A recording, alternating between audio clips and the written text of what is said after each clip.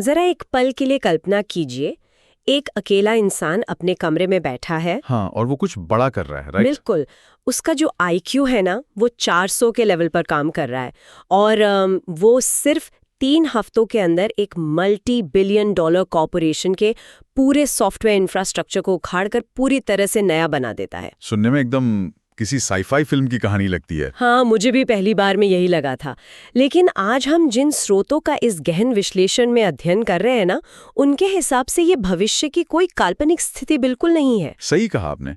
ये असल में बिल्कुल इसी वक्त हो रहा है। और मुझे सबसे ज्यादा हैरानी इस बात की होती है कि मुख्य धारा की जो चर्चा है वो बस इसी बात पर अटकी है कि एआई शायद ओवरहाइप्ड है। हाँ, क्योंकि वो कभी-कभी अजीब सी तस्वीरें बना देता है या कोई साधारण सा पोलाइट ईमेल लिख देता है।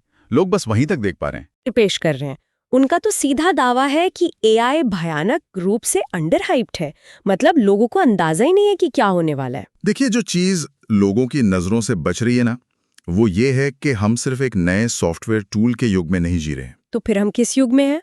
हम एक टेक्नोलॉजी रिप्लेसमेंट साइकिल में प्रवेश कर चुके हैं। मतलब जब भी कोई ऐसी तकनीक आती है जो पिछली कई पीढ़ियों के बुनियादी ढांचे को पूरी तरह बदल दे, तो उसे हम एक फेज शिफ्ट कहते हैं। अच्छा, मतलब एक पूरी तरह से नया दौर। बिल्कुल। मौजूदा समय में हम उसी चरण से गुजर रहे हैं।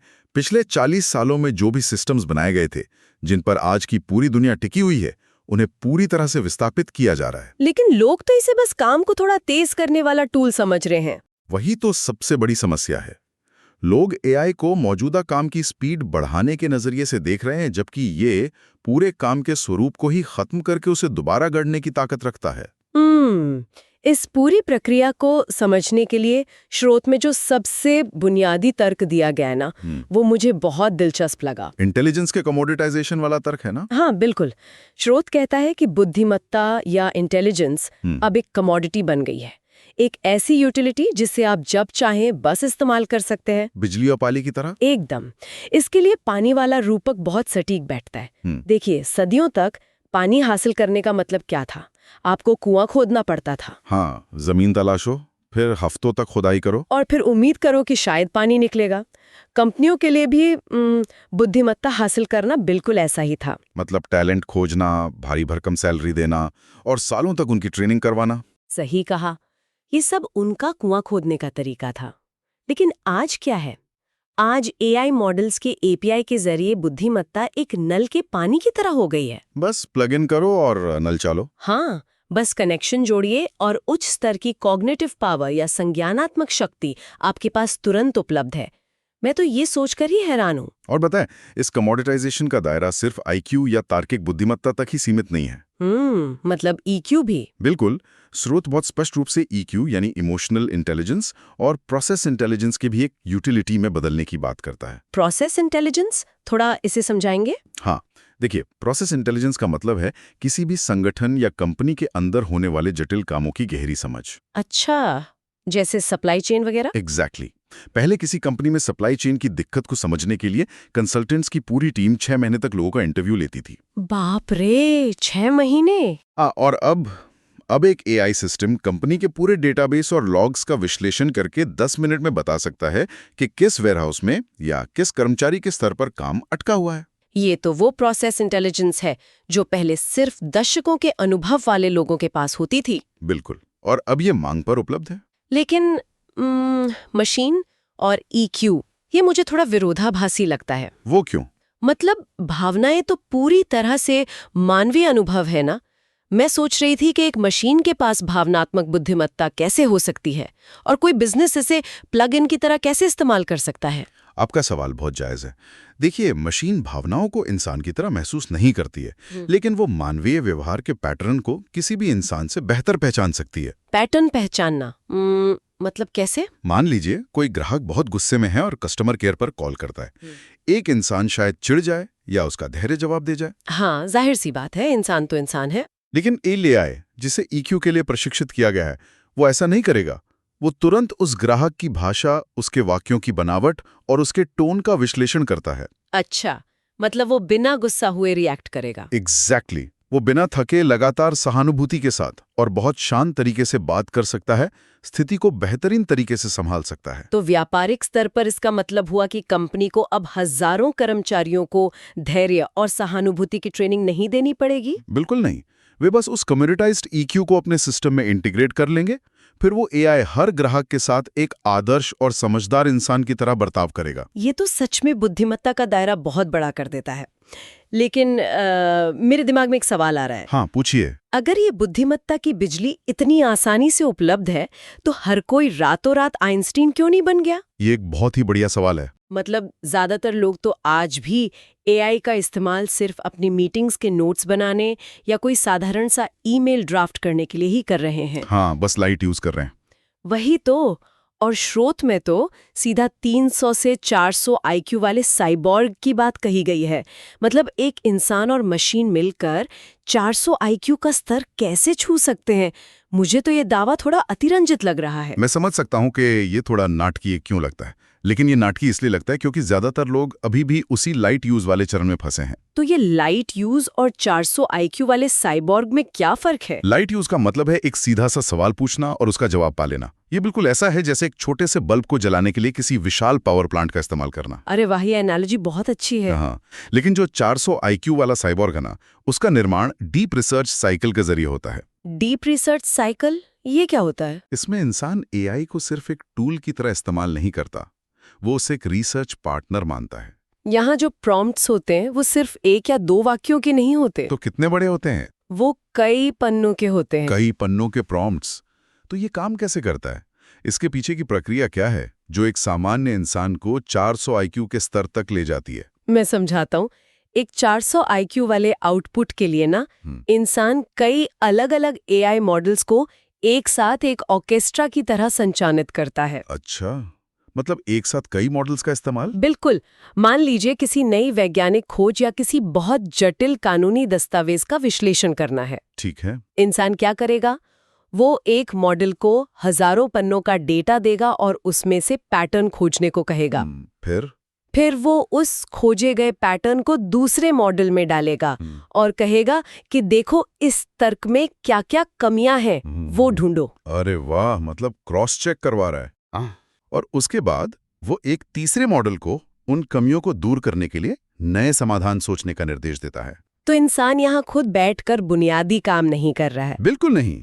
इंसान यहाँ सिर्फ दिशा तय कर रहा है, वो परिकल्पनाएं बना रहा है और मशीन की उस असीमित क्षमता का उपयोग कर रहा है जो एक ही पल में लाखों दस्तावेजों को पढ़ सकती है और समझ भी सकती है। एग्जैक्टली।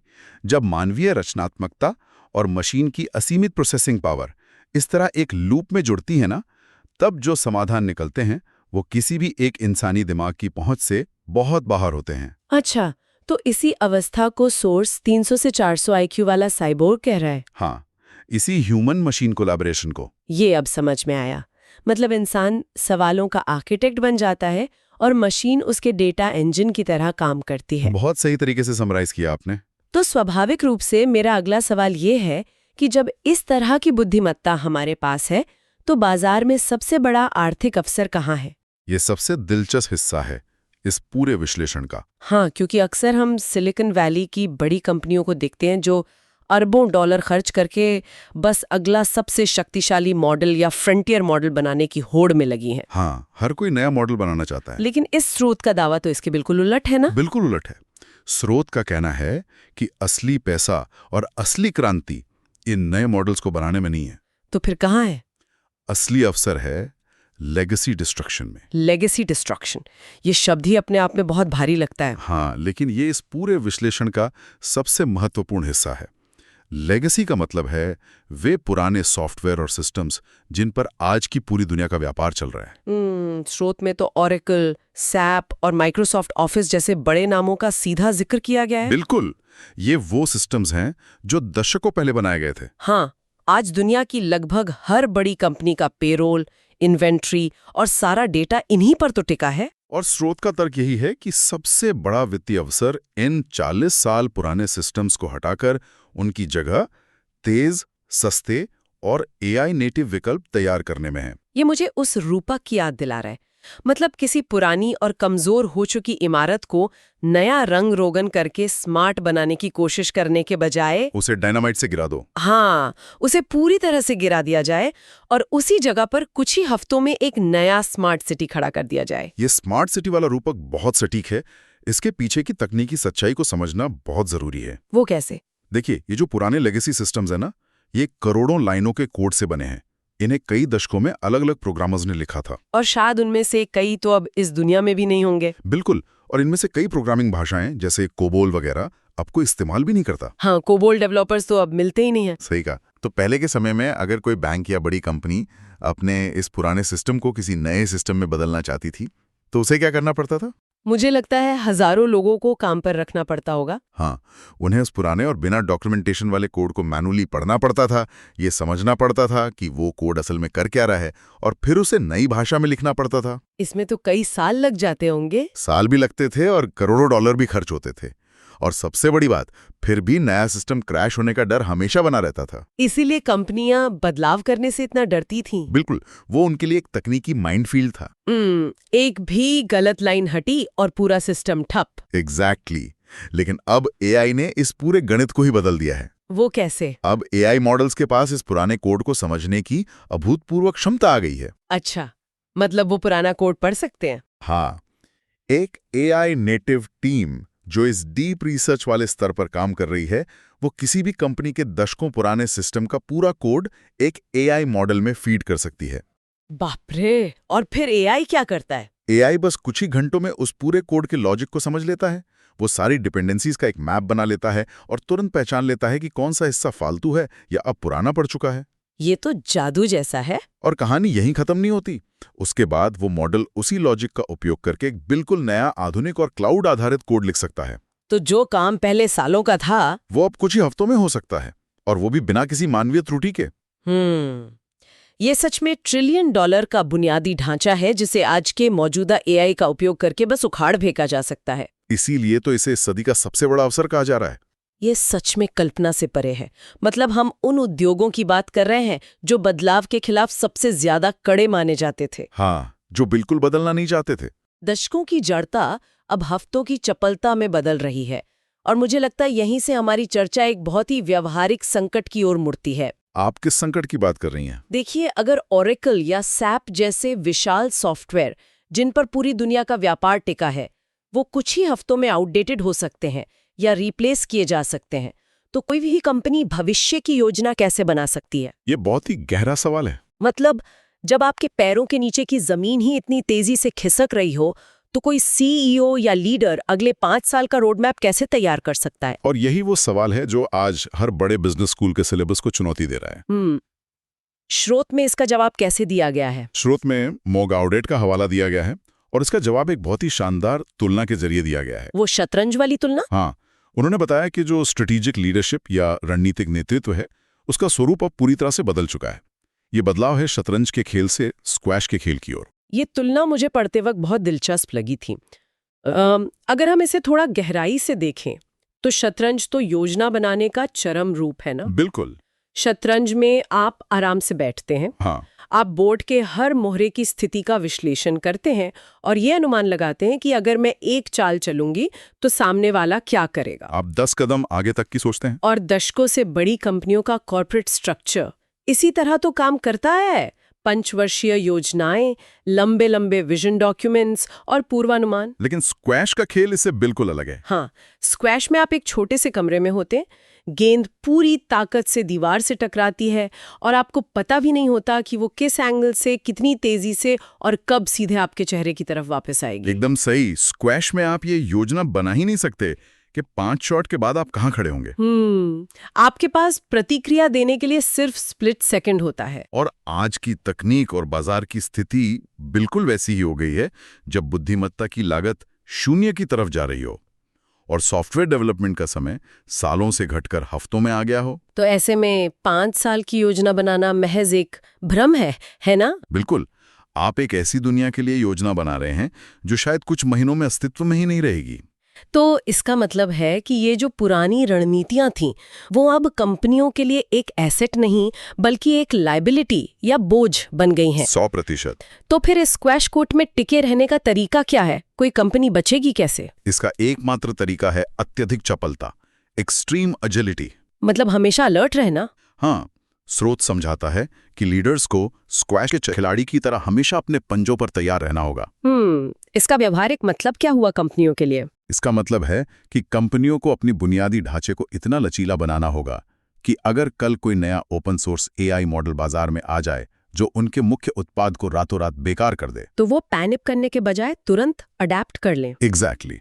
वो घबराने के बजाय उस नए मॉडल को तुरंत अपने सिस्टम में इंटीग्रेट कर सकें। मतलब अब रणनीति इस बात पर निर्भर नहीं करती कि आप भविष्य की कितनी अच्छी भविष्यवाणी कर सकते हैं। नहीं, अब रणनीति इस बात पर निर्भर करती है कि नई और अप्रत्याशित जानकारी मिलने पर आप कितनी तेजी से अपनी दिशा बदल सकते हैं।